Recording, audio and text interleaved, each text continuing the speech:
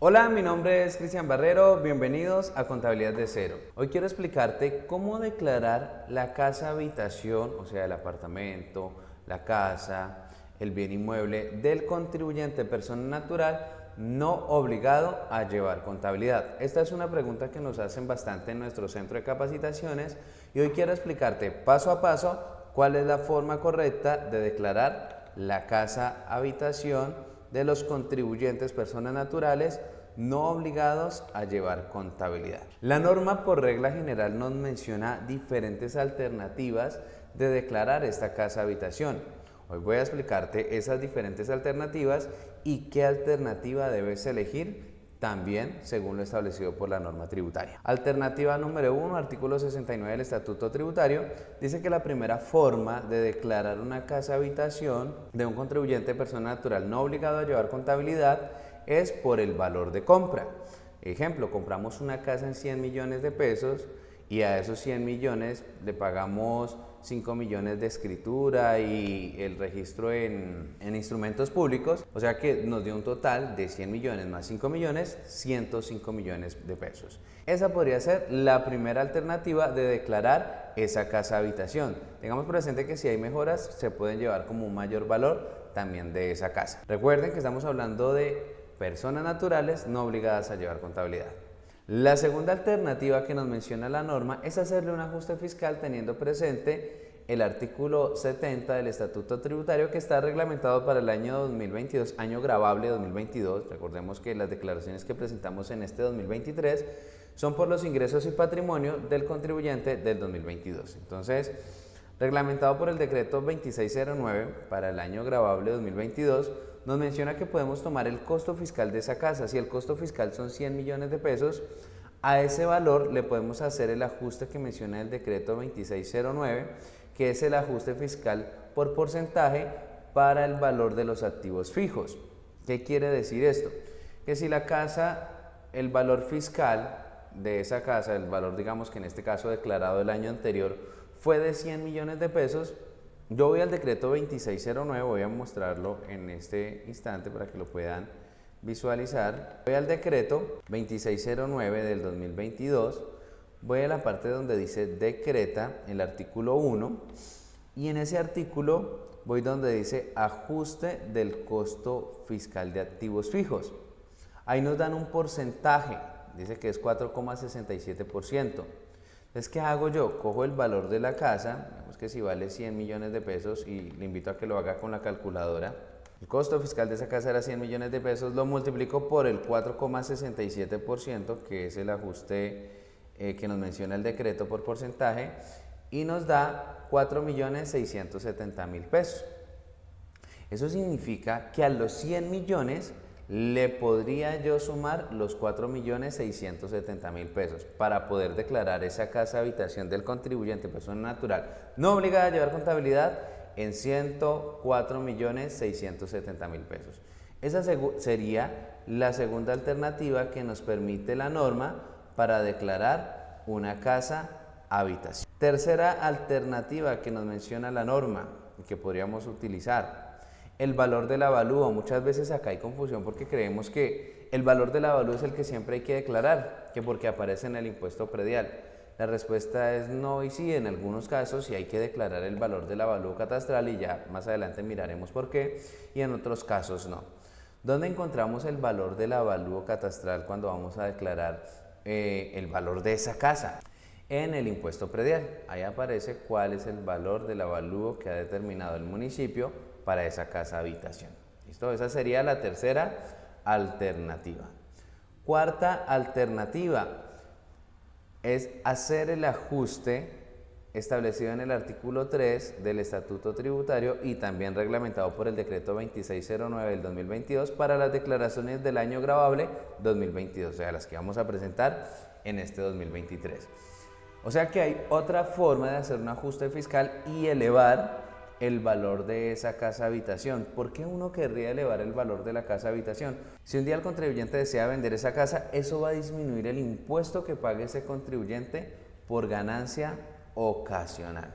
Por ejemplo, digamos que el costo fiscal son 100 millones de pesos sin hacer ajuste, sin hacer ajuste.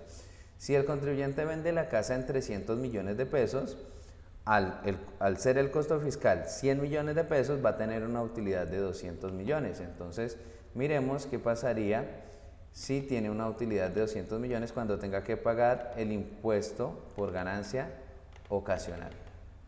Si vendiera la casa en este 2023, tendría que pagar un 15% si es considerada un activo fijo en renta el valor de esa casa. Entonces son 200 millones por el 15%, significa que va a pagar en impuestos por la venta de esa casa o por las utilidades, más bien, pagaría 30 millones de pesos el contribuyente por haberla declarado por los 100 millones de pesos. Digamos que ese es el costo fiscal que se determinó para la casa. Ahora, optativamente podría el contribuyente, si lo desea, hacer el ajuste fiscal. ¿Cómo hago el ajuste fiscal? Yo voy al decreto 2609, permítanme se lo comparto, voy al decreto 2609 y voy a la parte donde dice, aquí donde encontramos el valor que obtenga de multiplicar el costo de adquisición. Es donde está esta tabla. Como pueden notar, acá hay un espacio donde dice bienes raíces y año de adquisición. Para hacer un ajuste fiscal por año o por factor, como lo dicen técnicamente la mayoría de colegas, necesitamos dos cosas: el año de compra y el valor de compra. Entonces, supongamos que el año de compra fue en el año 2000. Entonces voy al año de compra que fue el año 2000. Y cuando llego al año 2000, como lo podemos visualizar acá, miro que me da un factor en la columna para hacer el ajuste fiscal de la casa habitación, que es la última, dice 8,16. Ese valor que me dio el año de compra, ese factor que es 8,16, lo multiplico por el valor de compra. Supongamos que la casa se compró, o que acá no estoy hablando de cómo se declaró anteriormente o cuál es el costo fiscal de esa casa, sino del valor en que realmente compró esa casa, sin mejoras. Entonces cojo y le multiplico 30 millones, que fue el valor de compra. Por eso les decía que dos datos importantes es valor de compra y año de compra. En este caso, pues el contribuyente compró esa casa en 30 millones de pesos. Le multiplico a esos 30 millones el factor que es 8,16. Lo multiplico por 8,16, que fue el factor que me dio el año de compra. Sin porcentaje. Noten que acá el ajuste fiscal, a diferencia del que hicimos anteriormente, no hay porcentaje. Solo coja los 30 millones, que es el valor de adquisición de esa casa, y multiplíquelo por 8,16. Eso nos da, podemos elevar del valor de esa casa en 244.800.000 pesos. Le invito a que usted lo pueda hacer con su calculadora para que vea que tenemos el mismo resultado. Al darnos ese valor, que es el que tengo acá en la diapositiva, 244.800.000 pesos, el contribuyente va a tener una disminución significativa al momento de vender esa casa. Por ejemplo, si la vendió en 300 millones de pesos, al coger 300 millones y restarle el valor ajustado fiscalmente, que fue el que acabamos de mencionar, los 244, es 300 millones de pesos menos 244.800, que es el valor ajustado fiscalmente, me da una utilidad de 55.200.000 pesos. Mire que el contribuyente ya no va a pagar impuesto por 200 millones como en el ejemplo anterior, por la utilidad de 200 millones, sino que al hacer un ajuste fiscal, la utilidad fiscalmente va a disminuir. Él se sigue ganando los 200 millones, pero fiscalmente para el Estado, él se está ganando 55.200.000 pesos. Y a eso le multiplico el 15%, que es el impuesto por ganancia ocasional, y va a pagar 8.280.000 pesos. Miren que se ahorró el contribuyente en este caso, se ahorró más de 20 millones vía impuestos. Se ahorró 21.720.000 pesos por haber hecho el ajuste fiscal. ¿Listo? Entonces mire que la norma nos menciona varias alternativas.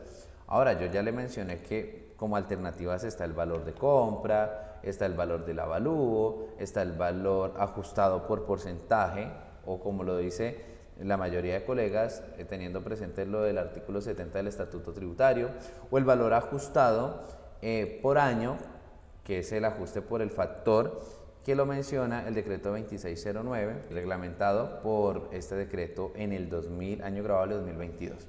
Ahora, hay que tener muy presente es qué alternativa debería llevarme o cuál es la que más me conviene, para no tener que pensar tanto de cuál es la mejor forma de declararlo. El artículo 277 nos da una luz de cómo debemos declarar cada año el valor de esa casa habitación. ¿Por qué? Porque en el artículo 277 del Estatuto Tributario nos menciona que un contribuyente de persona natural no obligado a llevar contabilidad podrá declarar o deberá declarar más bien la casa habitación, sea el apartamento o sea una casa, etcétera, por el mayor, o sea el más alto entre el valor de compra, valor del avalúo catastral y valor declarado en el año anterior.